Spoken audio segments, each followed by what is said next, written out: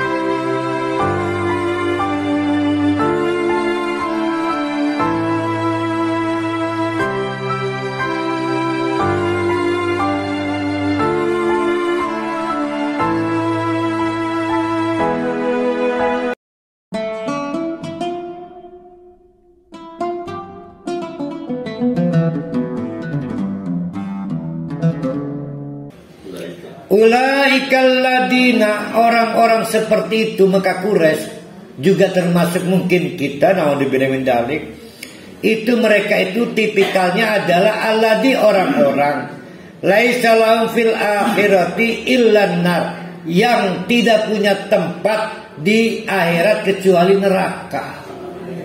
Artinya dijamin tidak pernah akan masuk surga. Kok bisa? Kan gak pernah investasi surga. Andai kata sholat, investasi dunia. Andai kata infak, investasi dunia. Bahkan istrinya aja berbakti pada suami takut kualat, bukan takut neraka. Ya enggak? Kualat kan di dunia. Saya ini kalau mau pergi jauh, ngomongin Rabi, kau jadi hati-hati. Bukan ada apa-apa di jalan. Artinya jauh itu kau jadi salim, pamit dengan ibu. Bukan berbakti pada orang tua membuka pintu surga, wedi bukan ada kecelakaan. Jadi nggak nyari pahala kita. Nah itu penyakit kita di situ. Makanya paling ziarah ya lah, menarap umroh ya. Kalau pengen selamat umrah itu pastikan penerbangannya baik. Kemudian vaksin, harus fit. Jangan lupa keluar rumah lewat pintu, jangan lewat jendela. Sebab darah ini maling, digabugi dia betul ini berangkat umrah. Wahabito masonau. Nah ini yang menarik nih. Wahabito masenau, tidak dapat dipungkiri orang-orang Mekah Quraisy beberapa amalannya baik loh para wali. Suka menolong orang, mungkin juga berderma, menjaga dari kemaksiatan, tapi percuma. Habito itu kanker. Kan udah kita bahas kan? Habito itu kanker. kanker payudara bisa nyampe kaki, merambat. Saking jauh merambat, hangus di akhirat, merambat. Jadi ini menceritakan bukan hanya orang Mekah Quraisy kita juga sonau beramal, tapi percuma karena habito ma sonau fiha wa batilun, dan sia-sia amalan apapun, ini apapun. Yang malun amalan apapun sia-sia. Kok sia-sia? Kan nyari upah akhirat. Mau nyari upah dunia kan? Berbakti pada orang tua takut kualat, istri mengabdi pada suami takut kualat, kita sholat juga takut anak sakit. Ya Allah, kasihan amat ya orang Mekah Quraisy ya. Ternyata kita juga bukan orang Mekah Quraisy ya, berarti ya orang Serang Quraisy kita ini. Afaman kana ala bayyinatin min rabbih, apakah orang-orang yang sudah ala bayyinatin min rabbih, apa itu di bayyinatin itu? Kalau di tafsir ini,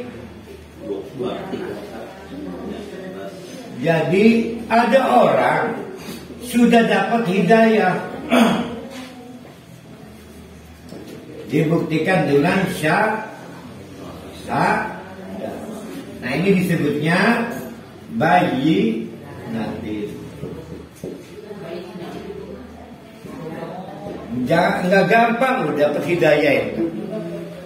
Oh nggak gampang. Alhamdulillah itu kemarin siapa yang masuk Islam itu? Presenter tuh Daniel ya.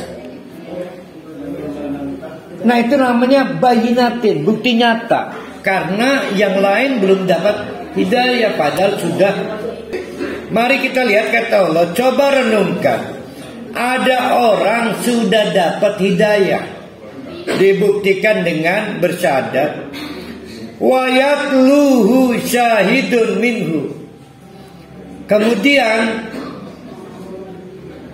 yatlu diikuti oleh syahidun,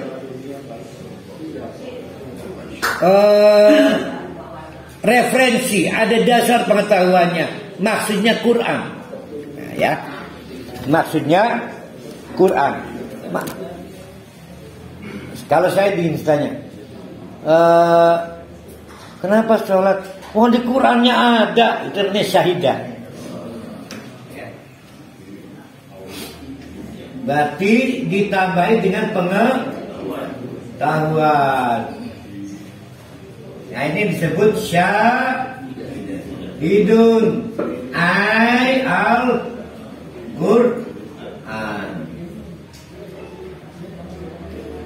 Jadi orang sudah dapat hidayah, dibuktikan dengan syahadat, kemudian menjadikan Al-Quran bukannya lain sebagai acuan, bukan kisah masa lalu, bukan kebiasaan lama, bukan jerek kiai kena Quran. Plus wa min qablihi kitab Musa, juga pelengkap literasi, yaitu kisah-kisah yang ada di zaman sebelumnya. Sebelum Al-Quran apa? Apa dulu sebelum Al-Quran? Injil. Sebelum Injil apa? Zabur. Sebelum Zabur apa? Kenapa Taurat ke Nabi? Kenapa di sini yang disebut cuma kitab Musa? Jadi saya nanya kenapa? Ada orang di zaman Mekah Quraisy akhirnya bersyahadat, menjadikan Al-Quran sebagai acuan hidup, plus melengkapi dengan pengetahuan yang ada pada kitab-kitab sebelum Al-Quran.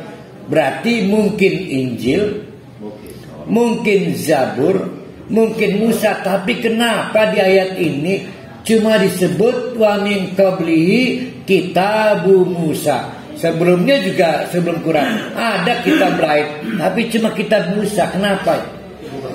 Berarti kan nggak disebut tuh kitab Isa, nggak disebut tuh kitab Zabur.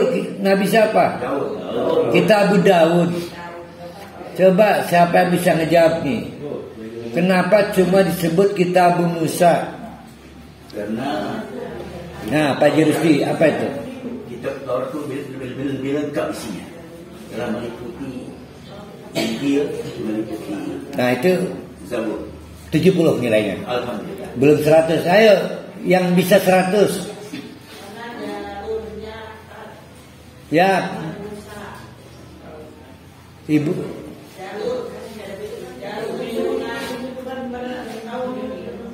Nah, itu melengkapi penjelasan Pak Jerusti. Jadi bapak-bapak, ibu-ibu, maaf dengan segala hormat, Injil itu untuk kaum Bani Israel.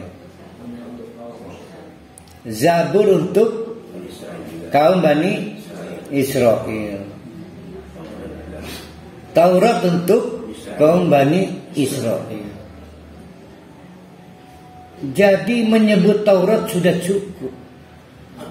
Maka kata Nabi Isa, saya cuma mendapatkan kitab masa Injil yang mengharamkan sebagian yang dihalalkan pada kitab Taurat. Maka orang-orang Yahudi kecewa kepada Injil. Kecewa, kurang ajar Injil ini karena memansuh Taurat. Maka orang Yahudi garis keras menolak beriman pada Injil. Padahal Nabi Isa menganggap keturunan Nabi Musa, keturunan Nabi Daud itu sebagai umat.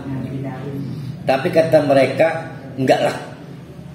Kami akui Nabi kami Isa, tapi kitab kami tetap Taurat. Itu cerita.